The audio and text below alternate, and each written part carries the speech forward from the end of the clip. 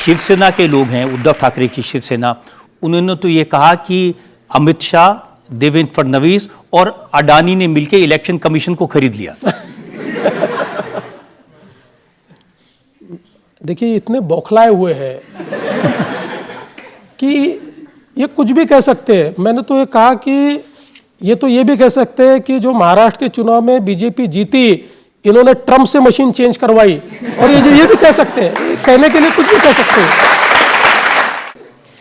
Election पर मैं आपकी बात मान लेता हूं कि ये लोग जो कह रहे हैं शायद वो सच ना हो, ना ईवीएम की बात, ना वोट बढ़ाने की बात, लेकिन ये तो सच है कि जब आपकी सरकार नहीं बन पा रही थी तो आप 80 घंटे के लिए मुख्यमंत्री बने थे और आपने चाचा शरद पवार से भतीजे अजित पवार को चुरा लिया था।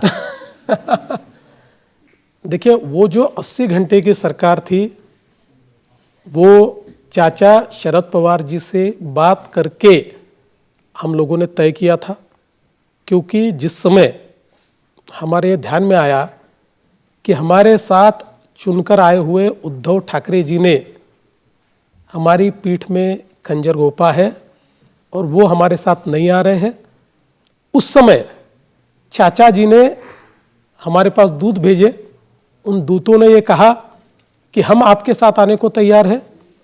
तो हम लोगों को ये लगा कि अब ये समय है कि अगर अपने साथ गंदी राजनीति हो रही है, अपने को समाप्त किया जा रहा है, तो जिंदा रहने की जरूरत है। इसलिए हमने चाचा जी से बात की, चाचा जी ने सारी चीजें तय की, चाचा जी के कहने पर ही हम लोगों ने सब निर्णय किए। पता नहीं चाचा जी क्यों पलट गए। चाचा जी पलटे लेकिन भतीजे जी नहीं पलटे। तो भतीजे जी ने कहा कि चाचा जी पलट गए लेकिन मैं आपके साथ में हूं, तो भतीजे हमारे साथ आ गए। तो हम लोगों ने शपथ ले ली। हालांकि 80 घंटों में हमारी शपथ खत्म हो गई और हमने इस्तीफा भी दे दिया। बाद में तो शरद पवार कह रहे थे उन्होंने इसलिए सरकार बनाई ताकि राष्ट्रपति शासन को हटाया जा सके और फिर कांग्रेस और एनसीपी और शिवसेना की मिलीजुली सरकार बन सके। राष्ट्रपति शासन क्यों लगाने की आवश्यकता ही नहीं थी। शरद पवार जी ने यह शर्त रखी हमारे सामने कि अगर हमको इस प्रकार की मिलीजुली सरकार तैयार करनी है तो मेरे को एकदम यू टर्न लेना कठिन है। आप राष्ट्रपति शासन लगाओ, उसके बाद मैं महाराष्ट्र का दौरा करूंगा और दौरा करने के बाद मैं ये कहूंगा कि महाराष्ट्र को एक मजबूत सरकार की आवश्यकता है।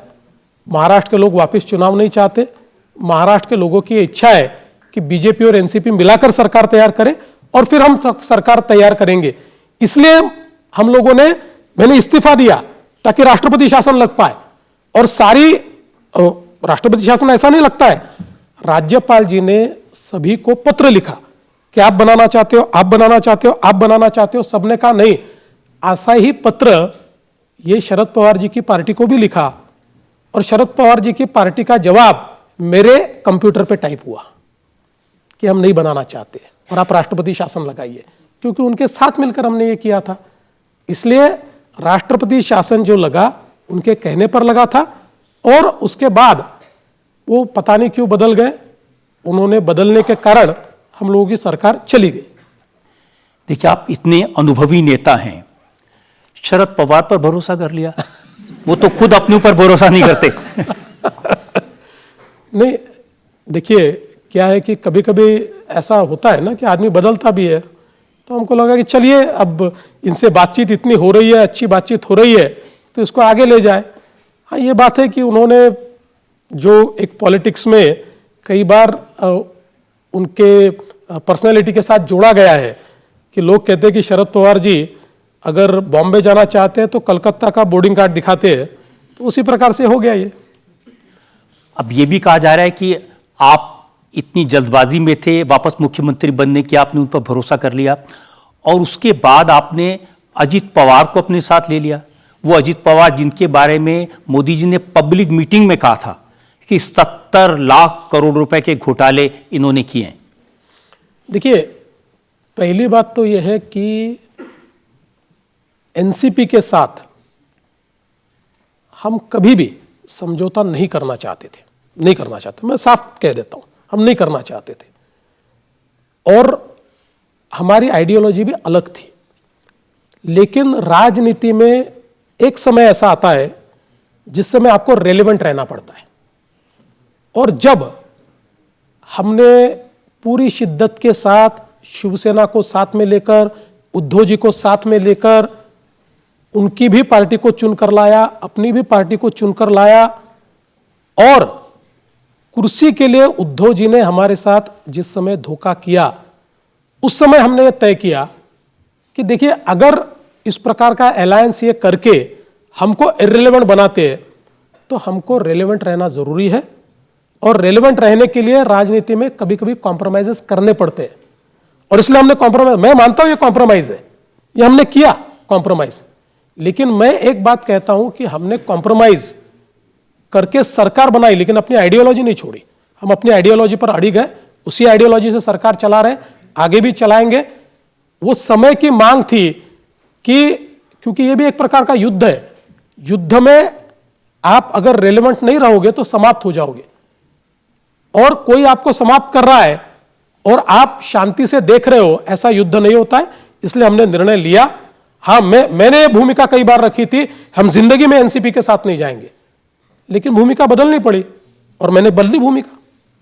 मैं आपकी इस बात के लिए प्रशंसा करूंगा कि आप मान रहे हैं, कोई राजनीति में मानता नहीं कि मैंने समझौता किया था, सब इसके गोलमोल जवाब देते हैं। आपने सीधी सीधी बात कही, लेकिन आप ये भी तो देखेंगे ना कि जिसके खिलाफ ईडी इंक्वायरी कर रही थी, जिसके खिलाफ सीबीआई इंक्वायरी कर रही थी, जिसके खिलाफ इनकम टैक्स की इंक्वायरी हो रही थी, तो ये सारी एजेंसियां गलत साबित हो गई।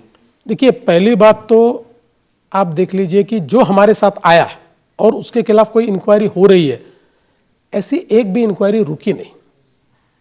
आपने देखा होगा कई लोगों की प्रॉपर्टीज हमारी पार्टी के साथ आने के बाद भी अटैच हुई, तो ऐसा तो नहीं हुआ कि बीजेपी के साथ आए और इंक्वायरी रुक गई। देखिए, मैं एक बात आपको कहता हूं कि मोदी जी की सरकार में भाई है या शत्रु है ये देखा नहीं जाता।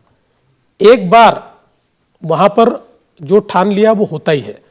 इसलिए ये लोग जो हमारे साथ आए, ये हमारा पॉलिटिकल कॉम्प्रोमाइज था, लेकिन इनमें से जिनके ऊपर इंक्वायरी चल रही थी, आज भी चल रही है, कुछ ही प्रॉपर्टीज आज भी जब्त हो चुकी है, हमारे साथ आने के बाद जब्त हुई है, और जुडिशियल प्रोसेस चल रही है। देखिए, जब आप इतनी साफ साफ सच बात बता रहे हो, तो ये बता दीजिए कि अजीत पवार के साथ ये डील तो हुई होगी ना कि तुम्हारे केस से दबा देंगे।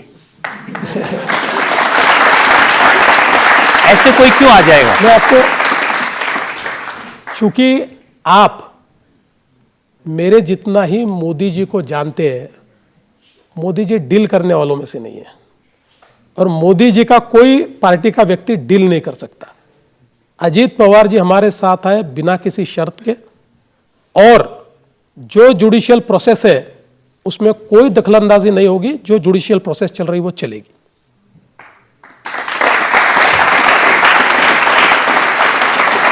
तब फिर तो लोग ये कहेंगे कि भाई भारतीय जनता पार्टी तो वॉशिंग मशीन है, इसमें आया धुला साफ सुथरा होके वापस। तो इसको उल्टा भी कहा जा सकता है। जब लोग वो वहां रहते तो सब लोग कहते कि अच्छे ही है, अच्छे ही है, अच्छे ही है। हमारे पास आने के बाद गाली देते और बोलते वॉशिंग मशीन में चला गया। अरे आपके पास था तब तो आपको अच्छा लगता था, आप उसके चुम्मे भी लेते थे, उसको गले भी लगाते थे, और हमारे पास आ गया तो कहते वॉशिंग मशीन है। तो दोनों तरफ से इसको देखा जा सकता है, पर हम किसको धोएंगे नहीं, और धोएंगे तो ठीक ढंग से धोएंगे। अब चलते चलते ये भी बता दीजिए कि ये चाचा भतीजा शरद पवार अजीत पवार साथ आने वाले हैं। देखिए, ये तो चाचा और भतीजा ही कह सकता है, बेगानी शादी में अब्दुल्ला दीवाना क्यों बनूं मैं, वो तो वही बताएंगे।